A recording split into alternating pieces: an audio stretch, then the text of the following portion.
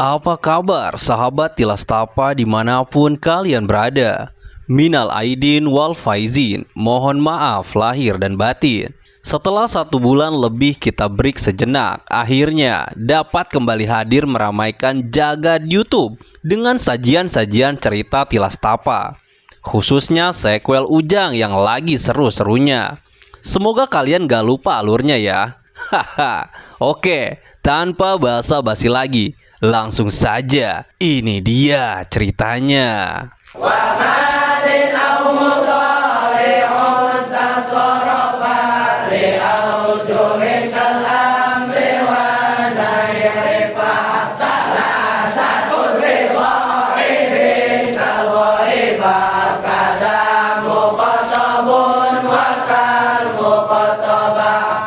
Di suatu pagi selepas sholat duha, Abah Gufron termenung di teras rumah dengan tasbih yang berputar di tangan kanannya. Meski raganya nampak duduk di sana, namun hati dan batinnya terfokus pada satu sosok yang akhir-akhir ini selalu menggentayangi pikiran Abah. Ya, siapa lagi kalau bukan Jaka? Dari tatap matanya begitu nampak kekhawatiran atas keselamatan muridnya itu. Abah masih menerka-nerka kemana arah tujuan Jaka. Bagaimana bisa anak angkat Ki Jambrong itu tiba-tiba muncul di Gua Raja Monyet, tempat yang sangat berbahaya bagi orang biasa. Lantaran monyet-monyet penghuni gua itu bukan hewan sembarangan. Pertanyaan demi pertanyaan muncul dalam benak Abah. Semuanya masih misterius. Abah tidak tahu hendak kemana Jaka pergi dan siapa yang sedang ia cari. Karena Eyang melarang Abah turun tangan mencari Jaka, Abah pun akhirnya mengutus Bonde, si monyet sakti peliharaan Abah yang sempat menjadi duet bertarung Jaka.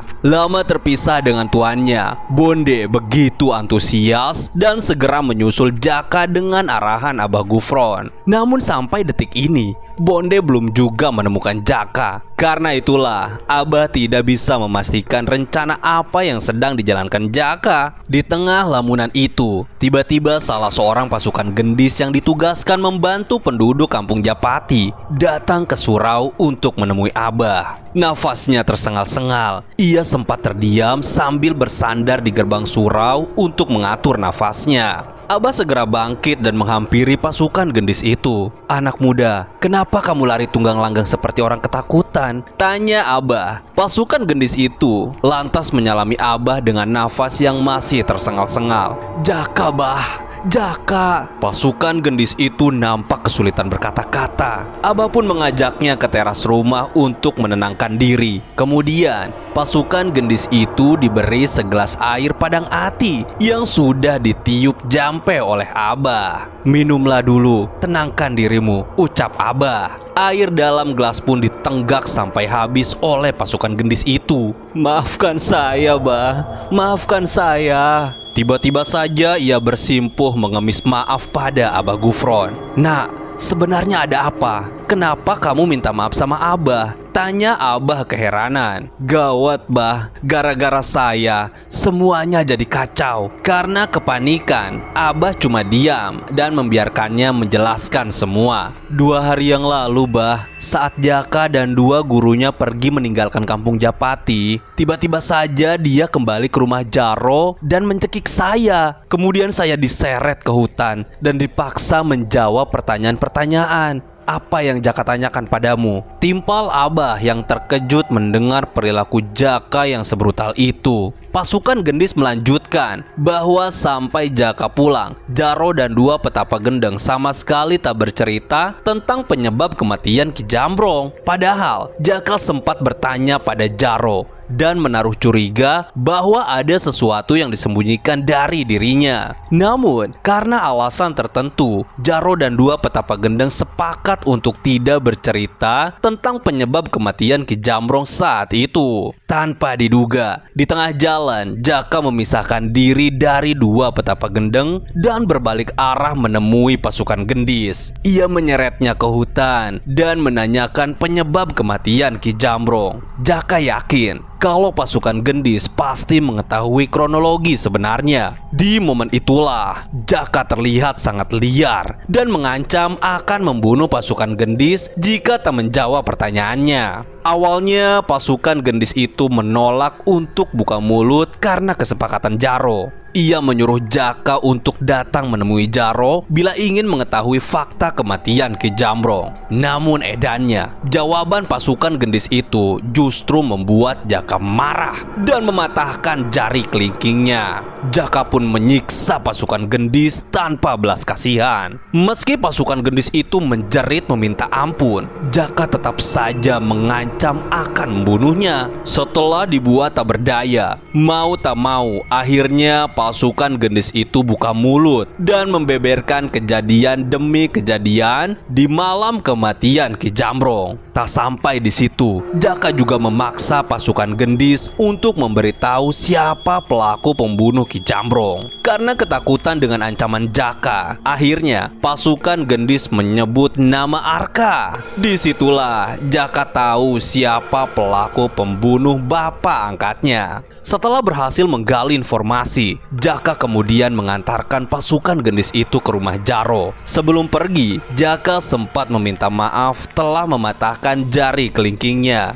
Jaka juga bilang setelah dirinya selesai membalaskan dendam, pasukan Gendis itu boleh mematahkan jari Jaka secara gratis. Kemudian Jaka pun menghilang. Pasukan Gendis itu pingsan dan ditemukan oleh kawannya yang lain. Saat Jaro mengetahui kebrutalan Jaka, si pasukan Gendis itu diperintah untuk menemui Abah Gufron. Jreng jreng. Dari sini terkuak sudah dari mana Jaka bisa tahu kalau pelaku pembunuhnya adalah Arka. Terlebih, sosok misterius berjubah hitam yang mendatanginya di kuburan sempat memberitahu Jaka kalau pembunuh Ki Jambrong berada di Curug Angker yang terletak di desa Ronggeng. Mendengar penjelasan pasukan Gendis itu, Abah pun menghela nafas dalam-dalam. Tatapannya begitu serius. Perlahan, pertanyaan yang menghantui pikiran Abah mulai mendapat titik terang. Lalu Abah mencoba merangkai dugaan sementara rencana yang sedang dijalankan Jaka. Ya, setelah mengetahui pelaku pembunuh Ki Jambrong, tentu saja Jaka akan segera mencarinya. Namun Jaka sadar kalau dirinya perlu bantuan. Itulah sebabnya kenapa Jaka bisa berada di Goa Raja Monyet. Bisa dipastikan kalau Jaka meminta Raja Monyet untuk membantunya. Terlebih, Abah sadar bahwa saat ini Jaka sudah menguasai kekuatan mata kucingnya melalui ajian Maung Sadewo. Dengan kekuatan tersebut, tentu saja Jaka mampu mengintimidasi Raja Monyet. Astagfirullah,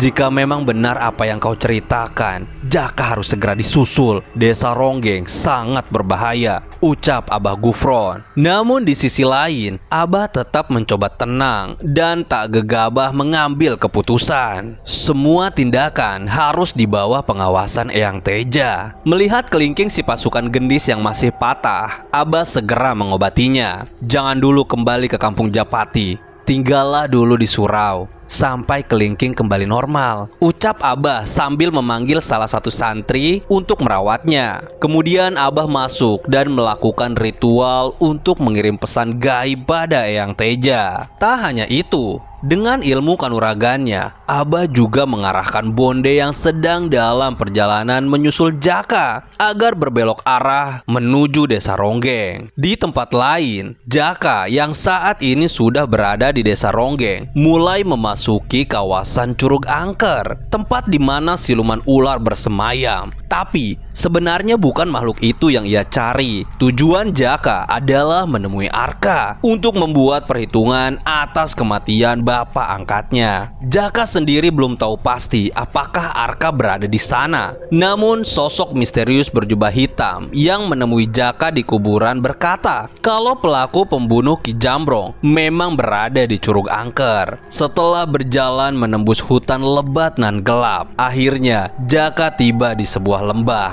Di sana, Jaka dapat melihat dengan jelas sebuah curug atau air terjun yang berada di atas bukit. Untuk menuju ke curug angker tersebut, Jaka harus menyeberangi lembah itu. Jaka sudah tak sabar ingin segera bertemu dengan Arka. Ia pun bergegas melangkahkan kakinya ke air lembah untuk menyeberanginya. Akan tetapi, salah satu dari prajurit monyet yang mengikuti Jaka dari atas pohon segera menyambar Jaka hingga dirinya terpental ke belakang. Sontak saja Jaka ngamuk dan mencekik monyet itu. "Kenapa kau menyerangku?" gertak Jaka. Si monyet kemudian memberi isyarat kalau ada sesuatu yang janggal dari air lembah itu. Ternyata penciuman tajam prajurit monyet dapat menangkap aroma racun yang terkandung dalam air lembah. Jaka melepaskan cekikannya. Untuk membuktikan ucapannya, salah satu monyet melemparkan ranting berukuran besar ke tengah lembah. Saat ranting itu menyentuh air, tiba-tiba muncul luapan api yang membakar ranting tersebut. Ini benar-benar gila. Air di lembah itu bagai lava gunung Merapi. Jaka mulai buntu. Ia mondar-mandir memikirkan cara melewati lembah berbahaya itu. Di tengah kebingungannya, tiba-tiba salah satu prajurit monyet menepak-nepak bumi. Ia seolah memberi isyarat bahwa ada seseorang beraura hitam di dekat mereka. "Cepat sembunyi," perintah Jaka. Seketika, mereka pun naik ke atas pohon untuk bersembunyi di balik dahan. Jaka dan kelima prajurit monyet meningkatkan kewaspadaan sambil mengawasi tiap sudut di sekitar mereka. Tak lama kemudian, muncullah sesosok manusia berjubah hitam mendekati tepian lembah. Ya, dia adalah sosok yang menemui Jaka di kuburan Ki Jambrong. Entah mau apa manusia misterius itu. Jaka menatapnya dari atas pohon. Namun sayang, ia tak mampu melihat wajah sosok misterius itu secara jelas karena tertutup cubluk jubah. Di tepi lembah, sosok tersebut terlihat seperti sedang melakukan ritual aneh. Tiba-tiba tanah di tepian lembah sedikit bergetar. Secara mengejutkan, muncullah bongkahan karang besar dari dasar lembah dan keluar melewati permukaan air. Anehnya, bongkahan karang itu muncul berjajar seperti disusun dari tepi yang satu sampai ujung tepi lembah di seberang. Sosok itu seperti membuka jalan untuk Jaka dan 5 prajurit monyet. Usai melakukan ritual, sosok itu berbalik badan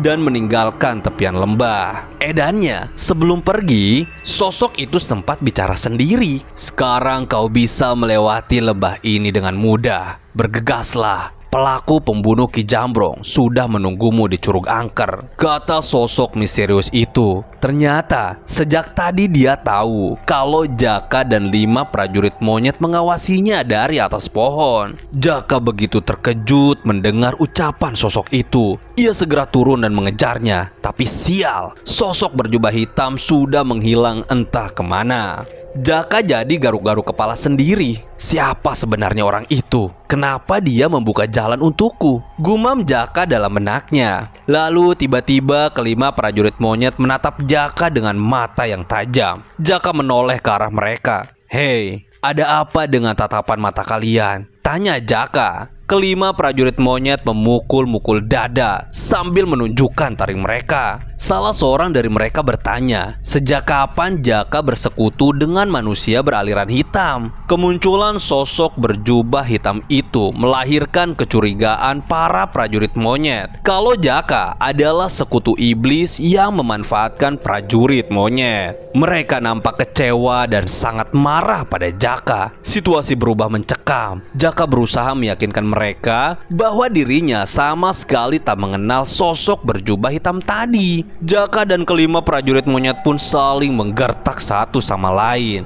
Tak ingin membuang waktu, Jaka akhirnya memutuskan untuk pergi sendiri. "Diam kalian semua. Kalau kalian menuduhku bersekutu dengan aliran hitam, kalian boleh pergi dan kembali ke Raja Monyet.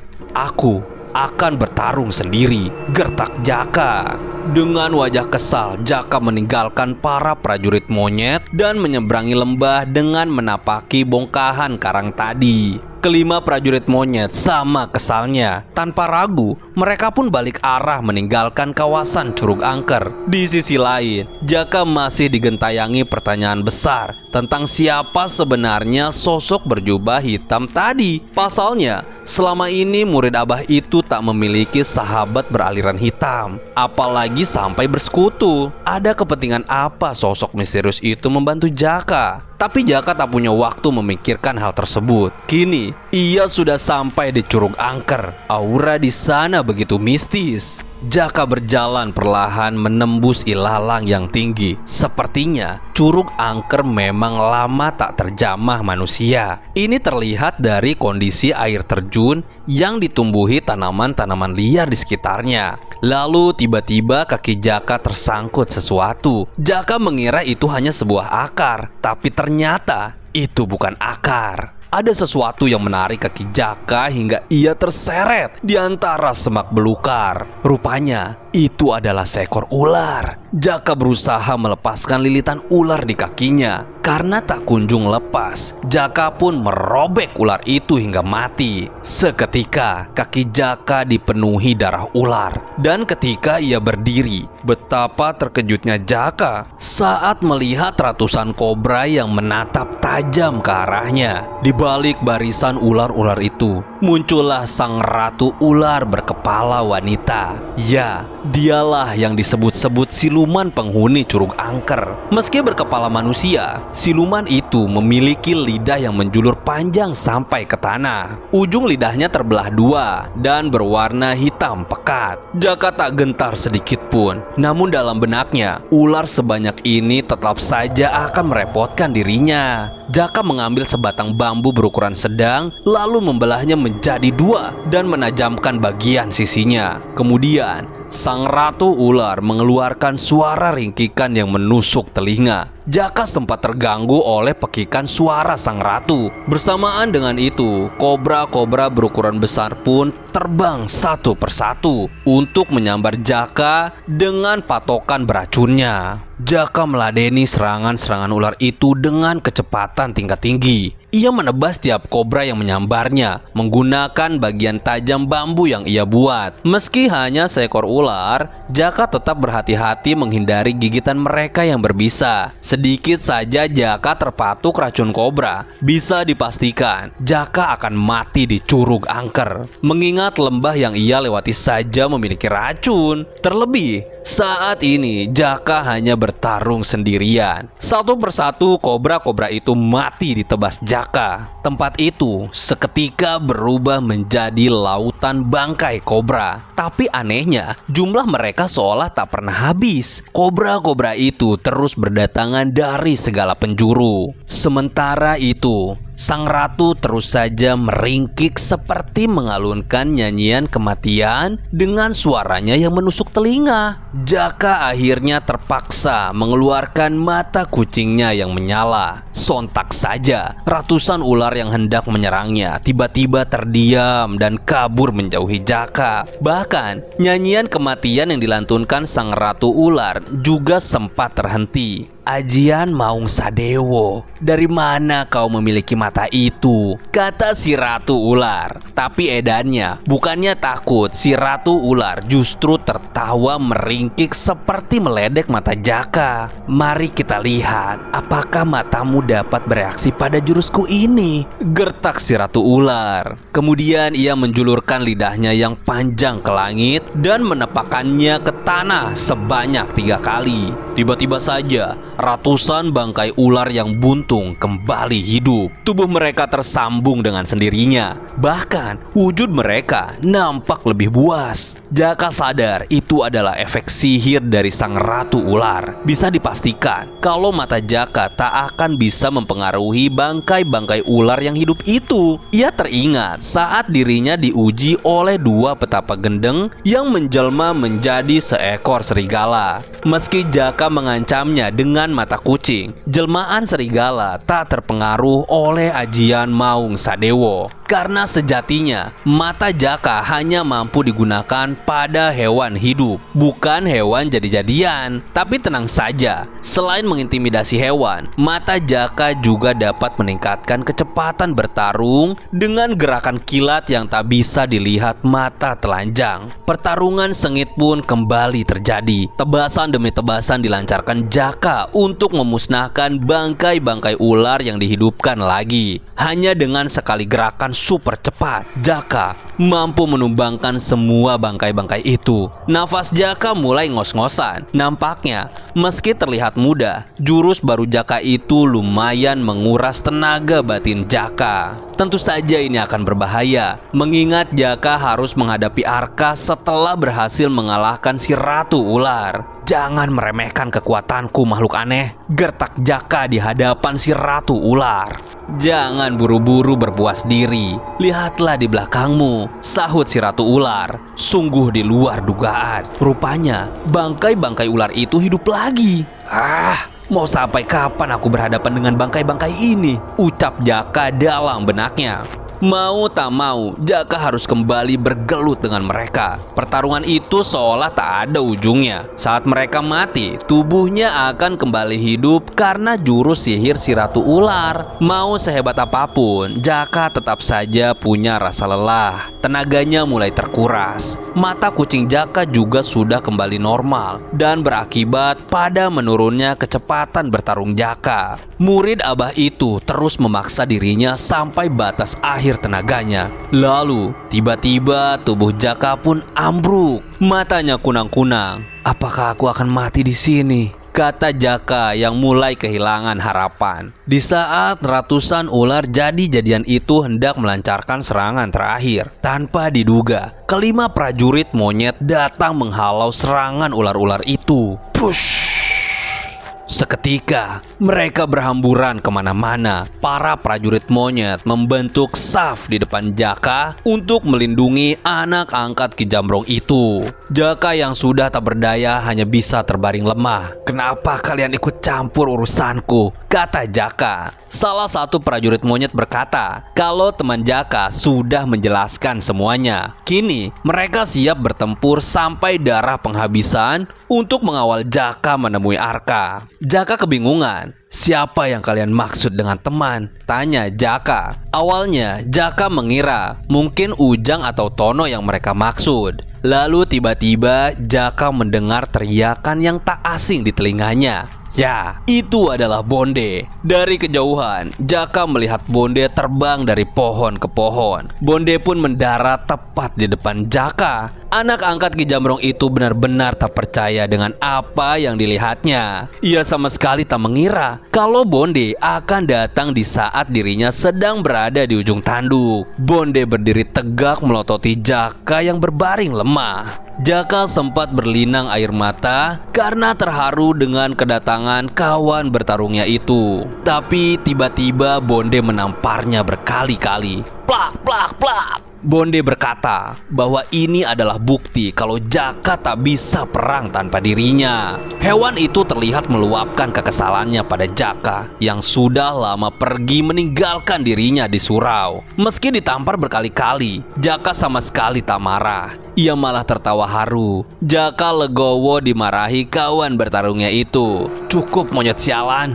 Kau boleh membunuhku jika kita selesai bertarung, ucap Jaka sambil melemparkan senyum kerinduan pada Bonde. Kawan bertarung Jaka itu juga ikut berlinang air mata. Usai meluapkan kekesalannya, Bonde memberi Jaka sebuah kendi berisi air tajin yang sudah dijampe oleh Abah. Kata Bonde, Abah menitipkan air itu untuk diminum oleh Jaka dan dibalurkan ke seluruh tubuhnya. Kemudian, prajurit monyet meminta Bonde untuk bersiap melawan kobra-kobra yang kembali mendekat. Dengan senang hati, Bonde bangkit dan ikut berbaris dengan prajurit monyet. Sekedar gambaran saja, tubuh Bonde ini jauh lebih kecil ketimbang ukuran badan prajurit monyet. Bonde hanya memiliki badan seukuran kera, sementara prajurit monyet lebih mirip ukuran gorila. Tapi bukan berarti Bonde itu lemah. Kalian pasti sudah tahu kalau Bonde memiliki taring yang dapat memanjang saat mode bertarung.